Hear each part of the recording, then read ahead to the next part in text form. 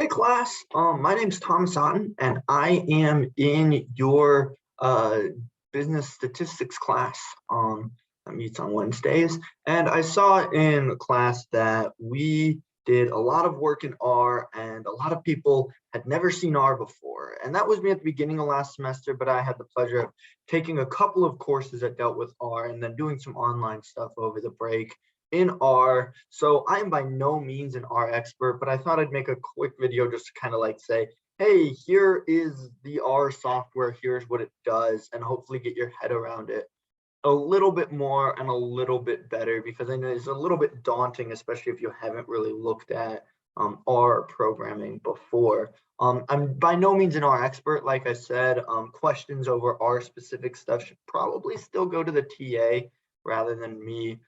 But I do kind of want to show you around the software a bit. So let's get into it. So if I show you RStudio, when you open up R, it usually looks like this with about 4 panels. If you only have 3 panels, it will probably look like this, in which case you go to File, New R script or R script. And now you're back to 4 panels. So what are each of these panels? This first panel is where you actually type code. The second panel is where the code comes out. Third is where stuff you make gets stored. And the fourth is where stuff is plotted. So let me show you really quickly. Let me just type in what's 2 plus 3. Well, how do I run this? You could click the run button up here.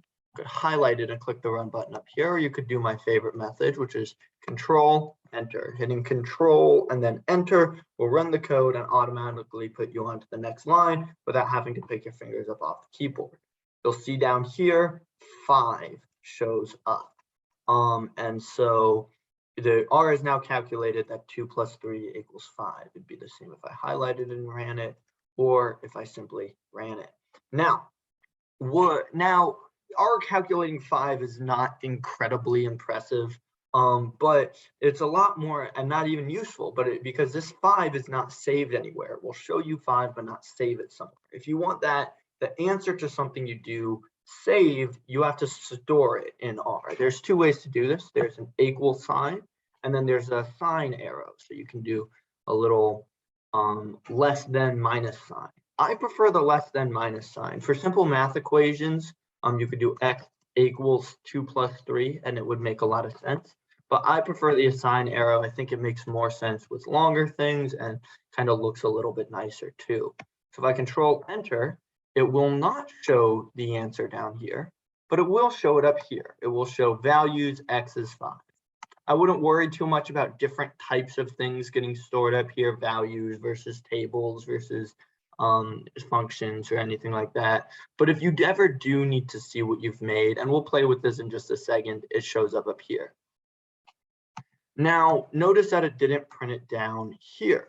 If you want to also view the answer or view whatever you just made, whether or not it's 2 plus 3 or a bunch of functions lined up one after the other, you can use a semicolon and then call what it's made. Or really what you can do is you can just say X, run X, and it will show you whatever is in X. Now, if you want to make it look a little nicer, semicolon tells R stop running code, stop putting stuff into here, and then X. And then you can run it all as 1. This will cause 2 plus 3 to get stored over here and 5 to be here. So if I did it with Y, and we'll use an equal sign just so you can show it works both ways, 5 plus 3 colon Y, it will show 8 over here and 8 over here. Now, last but not least, let me give you a brief introduction to functions. So functions are pretty much how you do anything even remotely interesting in R. We're still at adding simple numbers. That's not incredibly interesting. What is interesting is being able to group data, being able to run regressions on data, being able to make box plots, and that type of stuff comes from functions. All functions are going to take the form of function name, open parentheses, close parentheses. They'll take a certain amount of arguments, so things that you have to give the function. So this function, let's say we give it x, and then you want to also give it y. That will run a function that does X in whatever is the first thing and Y in the second. This will make more sense as we get into it. So let's take a look at, say, the square root function, sqrt. We want the square root 9. Boom. 3. Great. If you want the square root of y, it can do that as well. However, if you want the square root of 9 and y, it doesn't do that because it passes 2 arguments to a place that requires 1. So you'll see your error messages down here. Here, it's very clear. Square root only does 1 argument, and you're passing 2 to it. Now, there is a workaround to this, but it gets a little bit convoluted. And I think a better use of my and your time is actually looking at the code. But before we get into that, I want to talk very briefly about how R pulls data in. So R will pull data in by picking up the data from a certain spot on your computer. Now, how do you know where now R is dumb. It doesn't know where the spot is. So how do you make that happen? Well, there's 2 ways, an easy way and a hard way. The easy way requires no coding at all. Go up to session, click set working directory, click choose directory. This will pull up your standard file explorer. I have the data saved in data under my desktop. Double click it, click open. You'll see that it runs this line of code to set my working directory, because this is the hard way to do it. You can hit set working directory as a function and then call the working directory. Now, how do I know where it is? Well, if I go to data, so if I go, my computer, desktop, data, up here, you can copy the path to data. But if you notice, and I do set working directory, this path, the slashes are in a different way. So if I try to run this, it won't work. So if you do this, you do have to manipulate each one individually. Not super fun.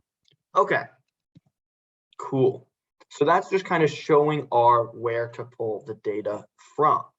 There's another function, read RDS is what we use, but you can do read CSV, read SRXX, that gets into it. So let me open up the lecture.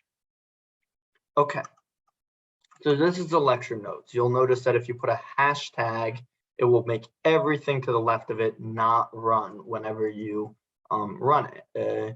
And it will go down to the next available thing and run that thing. You'll notice if I put like 2 plus 2 here, I can still highlight 2 plus 2 and run 2 plus 2, but that's because I'm telling R to just run these cells. Okay, this function, the RM, the remove function, this little block of code right here will remove everything from right there. I usually just put that at the top of all my codes. It's super easy. This is a read RDS function. It will take this data file and read it and store it into GSS 2014. If you do it without storing it, it will simply try to show you the entire data file down here, or the first however many rows of it. That's not ideal, which is why you almost always want to assign it. We'll assign it up here, and then you can click on it to open in a new window up here and view it.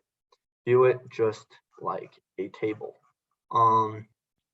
The difference between like what is called a data frame or a tibble and a table is minimal unless you're really, really into R. And so I'm not going to spend a bunch of time going through every single line of code and breaking it down. If you do want me to do that, I can try. I can't guarantee I'll have the time to, but I can certainly poke through it a little more. But what we're doing, this subset is a function, and it's our first function that requires 2 commands. The first command is what do you want to subset? Well, I want to subset this data. The second command is what do you want to subset it by? And we're subsetting it by case ID and work stat with the select command. This C is what allows you to put multiple functions into one thing. So if I wanted to do once again, my square root, and I wanted to do, 9 and 25, it would give me an error. But if I give it C, 9 and 25, it actually will show me both things. So in the same sense, we are subsetting this by both of these things and storing it into DF. DF is a common name because it's data frame, which is effectively a table again. The next thing to look at is this little $sign. DF $workstat says go to DF and find the variable workstat, also known as the column name workstat. If it is a column name that doesn't exist, it will create that column. So that's what we're doing here. All of this is one line of code. Between this and this parentheses, all of this is getting fed directly into factor. You can tell because it's commas. So you're taking factor, which is a command, and the factor command requires where you're pulling it from, the levels of where you're pulling it from, and the labels, and then some other things that are some of these are automatically assigned, some of them aren't. It varies by command, and so I wouldn't worry too much about it. Here we're taking, if it has a number 1, 2, 3, 4, 5, 6, 7, 8, we're giving it the labels full, part, temp, unemployed, respectively, running it to factor and putting it there. You can just control enter anywhere in here, and it adds a third variable, so it's all automatically there. Okay, now I'm going to move through with a little bit quicker speed. This is going to be running the unique command on DF workstat label and saving into categories, and then using this semicolon I told you about to stop putting stuff into categories and instead just show us categories. Same thing here, using the length command on categories to show us number, and then pull actually showing us the number. Now here we're getting to what's called dplyr. So there's a lot of things that R can do, and there's even more things it can't do. Dplyr, dplyr, is a very, very common package that allows you to do a lot of cool stuff with R. So the first time you use any given package, you have to actually install it on your computer with the install packages dplyr command. But after that, you can just call it using the library command. This loads in dplyr into this block of code. Okay, what does it do? Well, it gives us these pipe operators. That is what this %, greater than % is. What that pipe operator does is it tells us take everything before this and feed it into whatever is after this. So this is telling us take the object df and feed it into the command group by. Since group by knows we're already in DF, we don't have to do DF $workstat label. We can already just give it workstat label. Once it's group by, we can feed that into a summarize command, which is going to summarize it based off of this frequency command, which is nested inside of it. Then we're going to feed the result to that, arrange it, feed the result to that, cut out NAs, and then use this semicolon and then show frequency, because it's all getting stored into frequency. So that's kind of how it works. You'll see a descending order right here without NAs, which you can't really tell, and then the number per label for workstat label. Boom. NAs are anything like this, where there is not something in the data cell. Not to be confused with a 0, it is when there isn't something entered. There's ways to remove if you want to remove a specific number, specific name, but na.omit is a way to remove stuff not in there. Okay, this is just running more commands. Once again, I don't really want to go through this. It's already getting kind of long, but here's the last thing I kind of want to show you.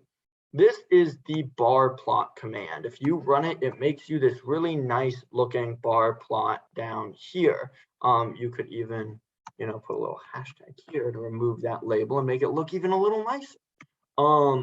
However, that is not how I recommend you create bar plots. I think this is where a lot of people got overwhelmed with looking at, 1, 2, 3, 4, 5, 6, 7, 8 arguments getting past the bar plot and thinking, I won't even know how to make a bar plot.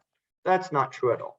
You could simply put bar plot count, and it will run the bar plot command on count. Now, is this a much uglier bar plot? Sure, but you could cross-reference this with your frequency table to see full-time is 1230, retired must be this one, you know, part-time must be this one, or this one. Part-time's probably this one, and then, you know, keeping house is that one, right? And you can simply do that. Now, these are different commands that are passed to bar plot. This will add a title. This will add a label. This will add another label. This will set the y-axis. This will change colors. The only one that's kind of interesting is this LAS2, which will change the orientation of the labels. And what that does is allow you to see all of them there. So your bar plot command doesn't have to look like this. It can look like this. Similarly, your pie chart doesn't have to look like this. It can look like this. Uglier, but still shows you the same information. So I guess that's kind of what I wanted to go over. Once we get down into the nitty-gritty and we continue through class, it kind of all becomes block repeats of a similar thing. What ends up happening is you load in data, you manipulate the data using a couple of different things. You maybe make a couple of new columns. You maybe create new variables and new stuff that will allow you to visualize the data.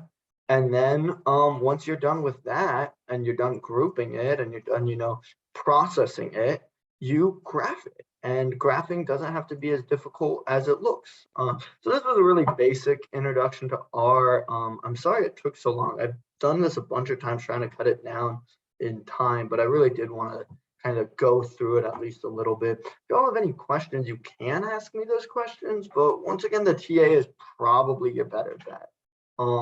But thank you very much for your time, and have a great weekend.